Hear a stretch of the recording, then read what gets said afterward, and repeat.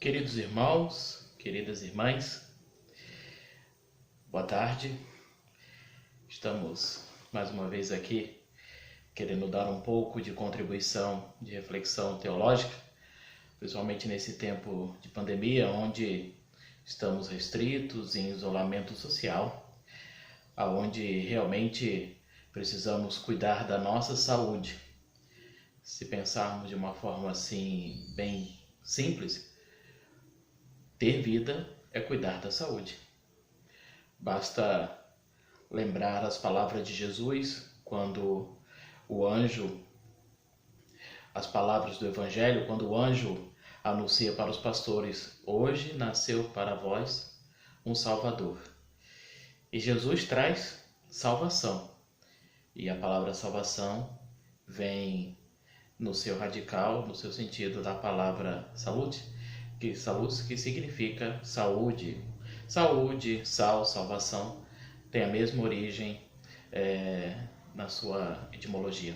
Portanto, esse vídeo vem ser um pouco esse caminho de formação, de orientação, de espiritualidade, para que você possa viver nesses tempos de isolamento, de certeza e de dúvidas, que para nós é um tempo de provação e de testemunho de fé. Eu queria trazer um tema hoje, ligado também ao dia de hoje, dia de Pentecostes, né? Dia da celebração da igreja.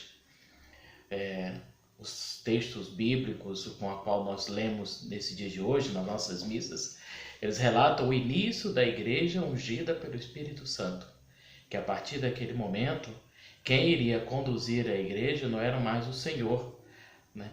Mas o Espírito Santo, o paráclito defensor, como ele prometeu e cumpriu. E isso nós fazemos e caminhamos até hoje.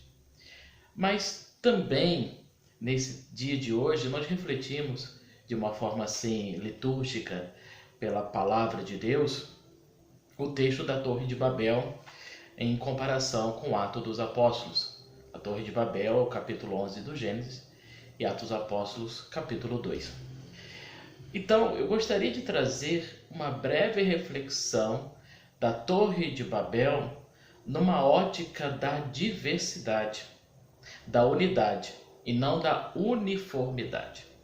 E eu creio que para nós, nesses tempos atuais, infelizmente estamos vivendo uns tempos onde a uniformidade, o pensamento de uma única pessoa, a verdade imposta é a que vai salvar as pessoas.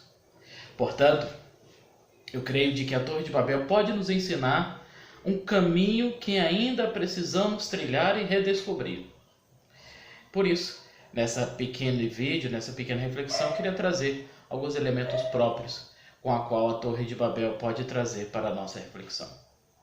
Em primeiro lugar, devemos pensar o livro do Gênesis dentro do contexto do anúncio dos primeiros passos da humanidade.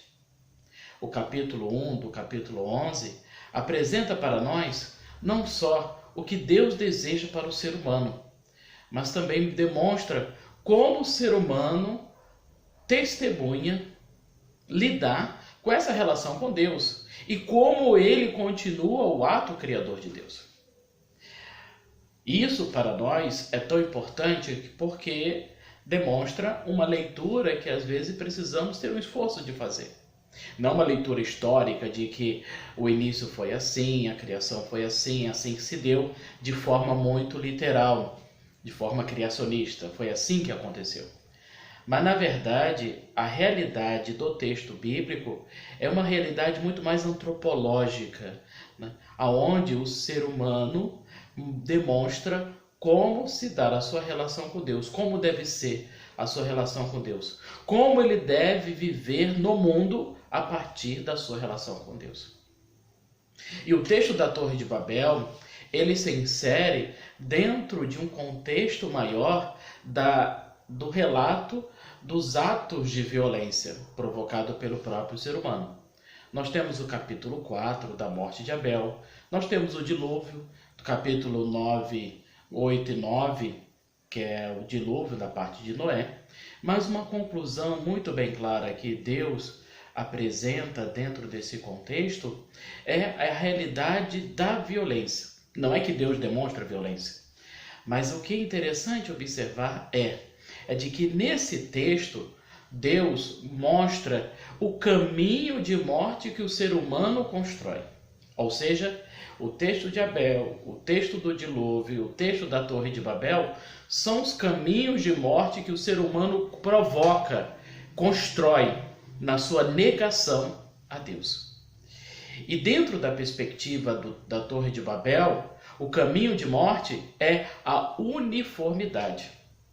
Dentro do caminho de morte construído no texto, com a qual nós possamos ler e testemunhar, é muito bem claro e perceptível como que Deus apresenta para nós um outro caminho com o qual o ser humano deve trilhar, e não o caminho que o ser humano próprio trilha por si mesmo, por seus desejos e por suas vontades. Em primeiro lugar, devemos pensar dentro desse contexto do próprio texto do livro do Gênesis. Um texto assim, muito interessante, muito perceptível, muito bonito para a nossa reflexão.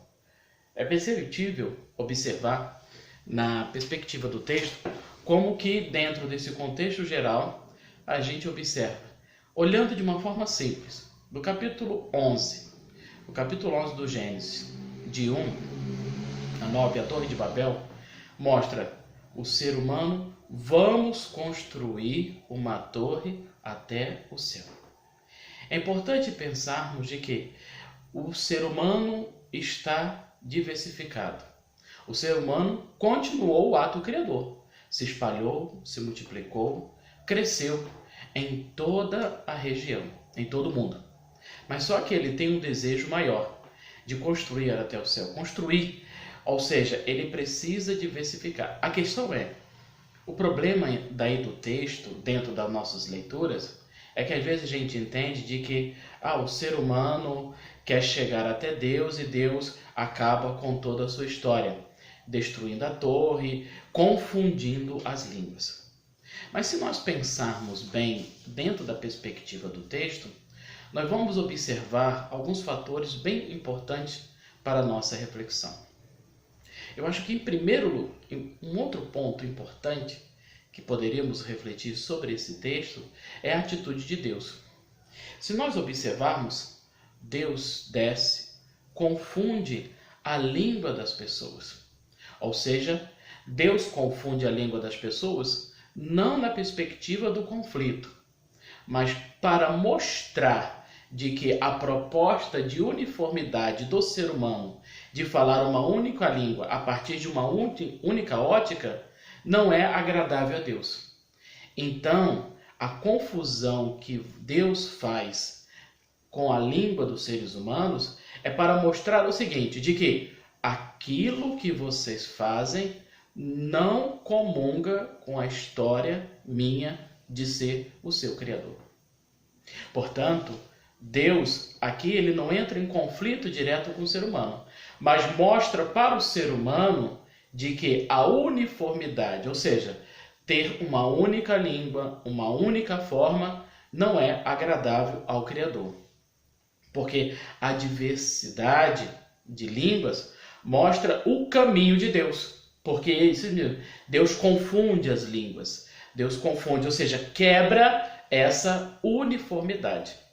E parece que nesse dia de Pentecostes de hoje, nós somos desafiados a isso, a promover a diversidade, quebrar essas uniformidades de pensamento, de forma de agir, até mesmo de forma de compreender a Deus, como se Deus pudesse dizer aquilo que eu penso, como se Deus afirmasse aquilo que eu acredito.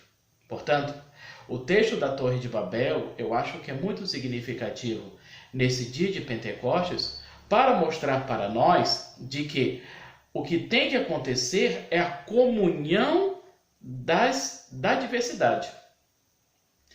Em paralelo com o texto de Atos dos Apóstolos, tão conhecido por nós, o que nós temos lá é de que há uma diversidade de línguas, de pessoas, de culturas que estão ali no mesmo local.